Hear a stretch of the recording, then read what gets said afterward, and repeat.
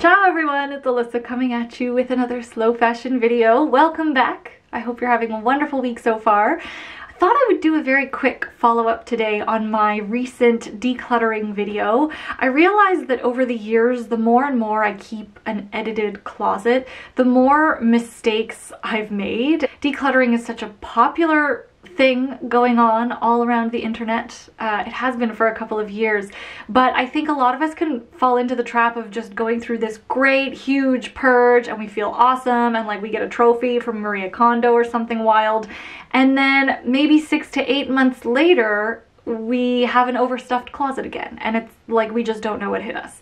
So in order to avoid that and to really declutter in a very mindful way so that the results of your edited closet last beyond 6 months, beyond a year, I thought I would share with you those mistakes and some tips. Hopefully they help. Anyway, let's jump on in.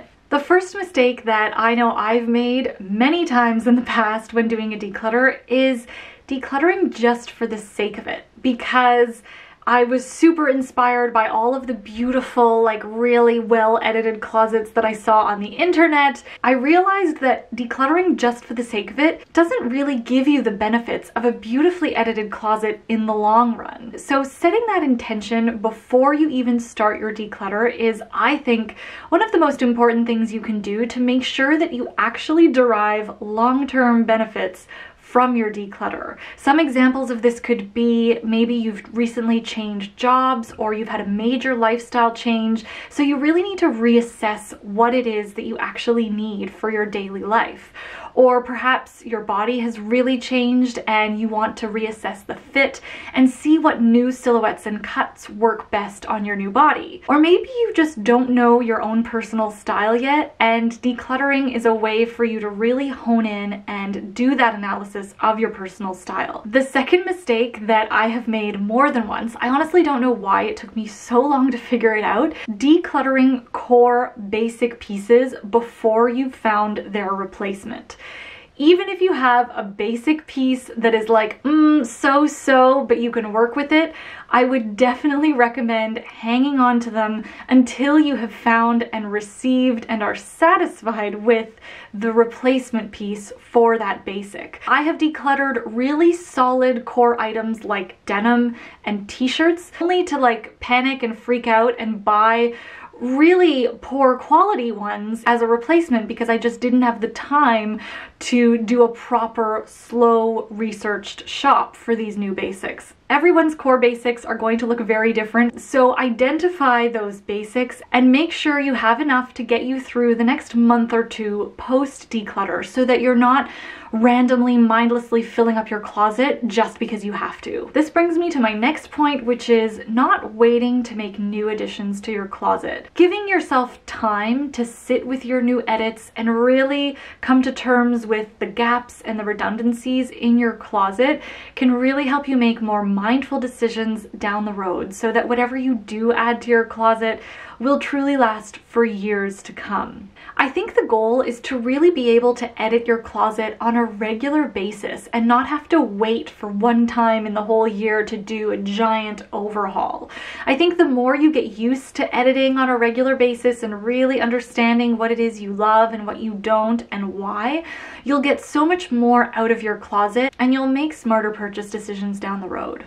This next mistake is a little bit like the last one, but I really wanted to emphasize the point that doing a little bit of an analysis on the clothes that you decided to let go, as well as the clothes that you decided to keep, can do absolute wonders for making smart purchase decisions down the road and coming back to your original intention and getting what you wanted out of the decluttering process.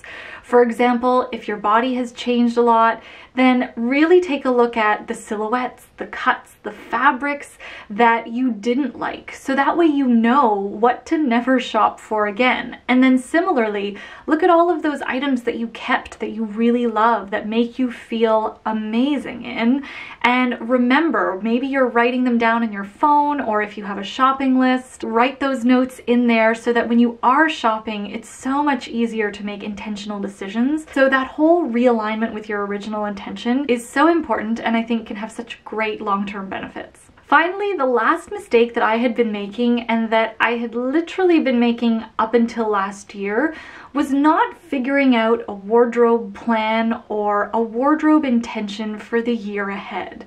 So I think setting a wardrobe goal is such a great idea to keep you on track so that you don't mindlessly consume and end up filling your closet again with items that really don't serve yourself, your values, or your personal style. This is the first year where I have set a wardrobe goal or plan for myself for the year ahead, and I'm already feeling like I have a little bit more direction and I feel more confident in some of the purchase decisions that I've recently made. I actually wrote a very detailed blog post about my goals for the next year for my closet, so I'll link that down below. That there's kind of two sides of it. I think there's an internal values side to your goals. For example, being a more conscious consumer, whether it's shopping secondhand, renting more, or only shopping from local stores. That's another one too. And then there's that aesthetic side of our closet that is more perhaps about maybe adding color or adding more neutrals so that you can build more outfits around the color that you already have in your closet.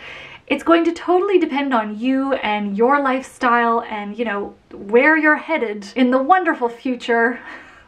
But that's what I think is really important with setting those goals. And I dive deeper into that topic in one of my past newsletters, so I will link that down for you as well in the description box. So that is what I have for you today. Just a couple of quick tips that I really wanted to mention since I didn't have the chance in my last declutter video. I hope you enjoyed them. I hope you found them helpful. Let me know if there's a decluttering mistake or tip that you want to share in the comments below. Thank you so much again for watching. Give this video a thumbs up if you liked it or if you learned something new. Hit subscribe. Subscribe if you haven't already, and I will be back in another slow fashion video. Have a wonderful rest of your day.